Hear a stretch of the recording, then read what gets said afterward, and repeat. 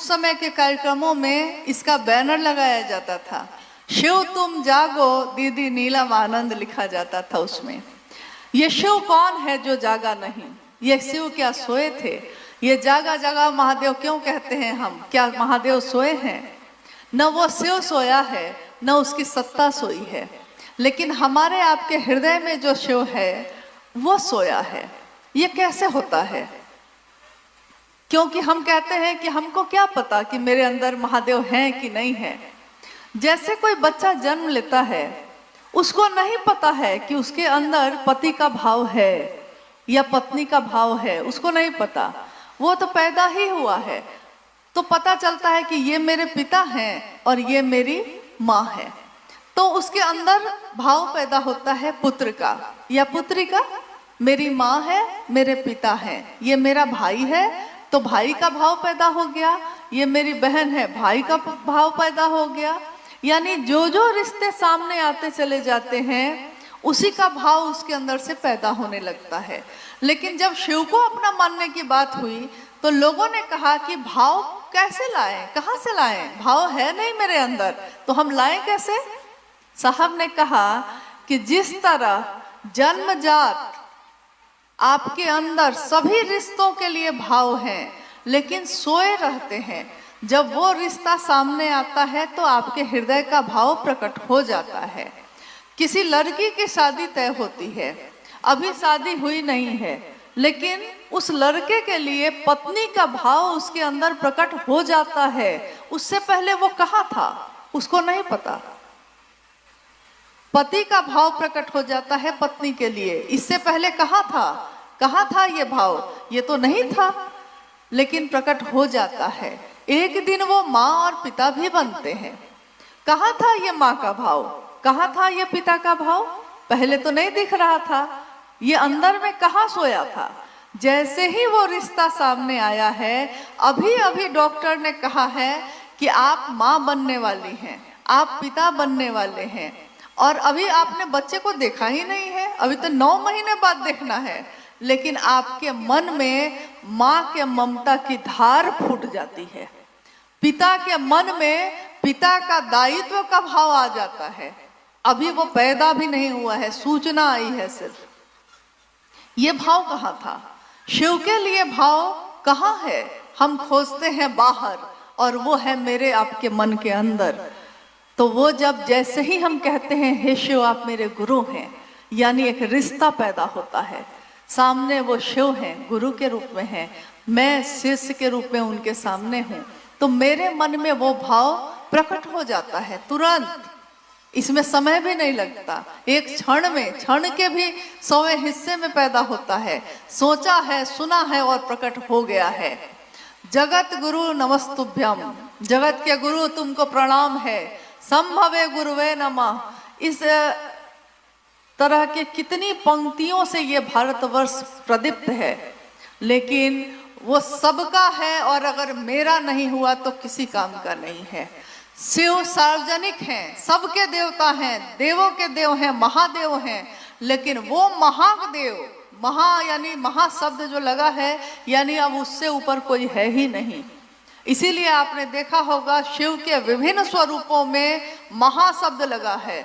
महामृत्युंजय, महायोगेश्वर, महाऔढ़रेश्वर, महाकापालिक, यानी जितने भी तरह के रूप हैं सब में महा लगा है। और हम कहते हैं कि अब उससे ऊपर कुछ भी नहीं है। तो जब वो शिव चलना चाहेगा तो जगत में आएगा। एक दिन सूक्ष्म से स्थूल की उत्पत्ति हुई, एक दिन स्थूल से फिर से सूक्ष्म बनने की बारी है। तो साहब ने कहा, माँ नीलमानंद जी ने कहा कि शिव तुम प्रत्येक हृदय में जागो, शिव तुम जागो। कौन शिव? वो जो सत्ता है वो नहीं, वो जो मेरे मन में तो है लेकिन प्रकट नहीं होता, सामने नहीं आता। और जिस दिन वो शिव प्रकट हो जाता है फिर हमारा मन भी वैसा ही विस्तार पाता है। प्रेम और समर्पण, करुणा, दया, ये सब ऐसे भाव हैं कि अगर आपके मेरे मन में हो वो भाव तो देखिएगा, आप गौर करिएगा कि अगर आपके मन में किसी के लिए प्रशंसा है, किसी के लिए करुणा है, तो आपका मन हल्का होता है। ये आप अपने जीवन में करके देख सकते हैं। आपका मन एकदम हल्का हो जाता है, जैसे फूला सा है, जैसे विस्तार पा रहा है। लेकिन जैसे ही हम किसी के लिए घृणा, नफरत, क्रोध रखने लगते हैं तो लगता है जैसे अंदर कुछ सिकुड़ रहा है, कुछ खराब सा हो रहा है, अच्छा नहीं लग रहा। तो जैसे ही हम कहते हैं शिव आप मेरे गुरु हैं, यानी वो शिव विराट से भी विराट है। विराट तो कुछ भी नहीं उसके सामने। ये सारे सृष्टि जिसकी इच्छा से पल प्रतिपल चल रही है, बन रही है, चल रही है, टूट रही है, वो महादेव हमारा आपका गुरु है। साहब के शिव से मिलने की बात करिए, शिव से ही मिलना है, लेकिन कौन शिव? जो हमारे मंदिरों में है, जो हमारे पूजा घर में है तो वही शिव, लेकिन हम मिले नहीं थे उससे, दूर से ही देखा था। पूरी दुनिया के लोग उस महादेव के नजदीक होने का साहस नहीं कर सके थे। उनको लगता था महादेव तो बहुत बड़ी सत्ता है, हम जैसे सामान्य अति सामान्य लोग उन तक कैसे जाएंगे? हमको आता क्या है? संस्कृत नहीं आती, श्लोक का जप नहीं आता, साधना उपासना नहीं आती, मंत्र का जप नहीं आता हमको, तो हम कैसे उस महादेव तक जा सकते हैं? क्योंकि कुछ करेंगे तब न पाएंगे। इस काल खंड में महामानव, मैंने अभी कहा कि महाशब्द जिसके नाम के आगे लग जाता है, अब उससे ऊपर कुछ भी नहीं है। तो हम कहते हैं महामानव, शिव के शिष्य हरिंद्रानंद जी को हम कहते हैं महामानव है वो, युग पुरुष है वो। युग पुरुष, एक ऐसा पुरुष जिसने पूरे युग की, पूरे कलयुग की दशा और दिशा ही बदल दी। मात्र ये विचार है, लेकिन सामान्य से अति सामान्य लोगों में ये संचरित है और बढ़ती ही चली जा रही है। उसका अपना परिणाम है, उसका अपना प्रभाव है। एक निष्ठ होइए, समर्पित होइए अपने गुरु शिव के लिए। 1 घंटा ही समय दीजिए, ईमानदारी से दीजिए। कोई नहीं कहता है कि 24 घंटे महादेव महादेव आप करिए, कोई रिश्ता ऐसा नहीं कहता। शिव भी गुरु हैं, वो क्यों कहेंगे भाई तुमको मैंने परिवार दिया है, ये जीवन दिया है, ये धरती दी है, तो भोगो भी, मोक्ष भी मिल जाएगा, कोई दिक्कत नहीं है। लेकिन अगर थोड़ी देर के लिए भी महादेव की बात करते हैं तो ईमानदारी से करिए, उतनी ही देर। क्योंकि हम अपने बच्चों को तो कहते हैं लेकिन खुद नहीं समझते। हम अपने बच्चों को कहते हैं कि बेटा अरे 1 घंटा पढ़ो ना मन से, 1 घंटा पढ़ो। तो वो कहता है कि 1 घंटा कैसे पढ़े मम्मी? तो आप कहते हैं कि 1 घंटा पढ़ो मन से। अगर पढ़ोगे ना तो 1 घंटा भी रोज अगर पढ़ोगे तो रिजल्ट अच्छा हो जाएगा। हम कहते हैं कि नहीं? और 1 घंटा भी अपने गुरु के लिए हम ईमानदारी से अगर दे सकें। हाँ, अनुरोध ये है कि इन पचड़ों में ना पड़िए कि दूसरा क्या कर रहा है, क्योंकि जैसे ही आप दूसरे को देखने लगते हैं अपनी तरफ देखना हम लोग भूल जाते हैं। एक गुरु के आश्रम में उनका बहुत शिष्य रहता था और गुरु जी ने कहा, शिष्य लोग जब जाने लगे तो गुरु ने कहा कि कुछ ना कुछ प्रसाद के रूप में दे देता हूँ। एक शिष्य ने कहा कि गुरु जी मुझको प्रसाद नहीं चाहिए, मुझको कोई ऐसी चीज चाहिए जिससे मैं जान लूं कि दूसरों के मन में क्या चलता है। तो गुरु के पास एक आईना रखा था। गुरु जी ने आईना, शीशा उठाकर उस शिष्य को दे दिया और कहा कि ठीक है, लो ये शीशा, ये आईना लो। इस आईना में जिसकी तस्वीर तुम देखोगे, इस आईना में जिसका चेहरा देखोगे, उसके अंदर क्या चल रहा है तुमको पता चल जाएगा।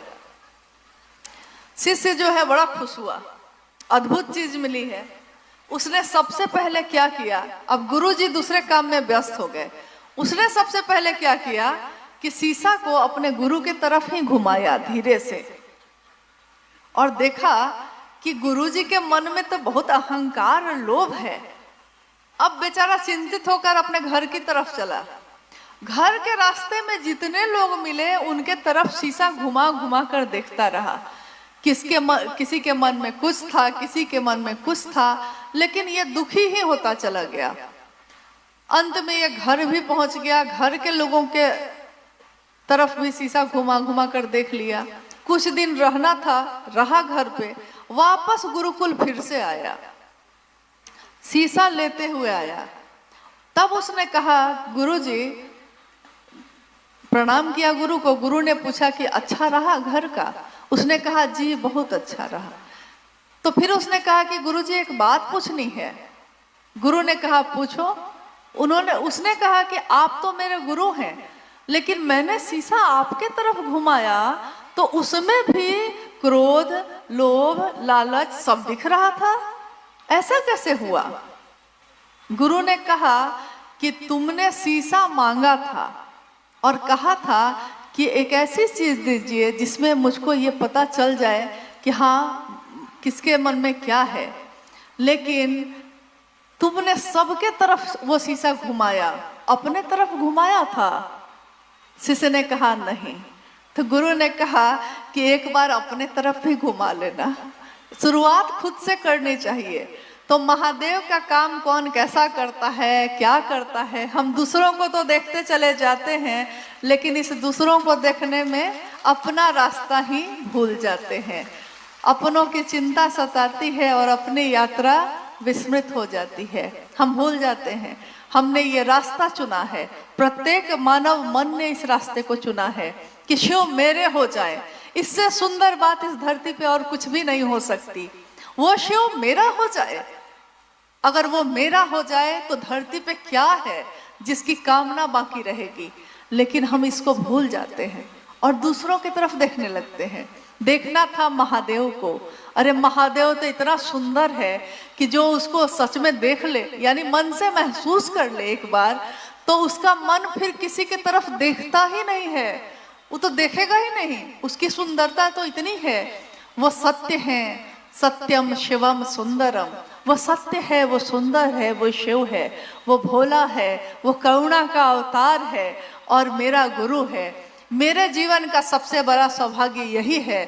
हम इस सौभाग्य को नमन करते हैं, अपने गुरु शिव को नमन करते हैं और ये वादा हम सब मिलकर करें अपने गुरु से और अपने गुरुवत वरेण्य गुरु भ्राता से, माँ नीलम आनंद से, कि जो रास्ता आपने दिखाया है और जिस रास्ते पे आप लेके चल रहे हैं, हम सब शिव के शिष्य उस रास्ते पे जैसा आपने चाहा है वैसे ही चलेंगे। जैसा दूसरे चाहते हैं वैसा नहीं चलेंगे।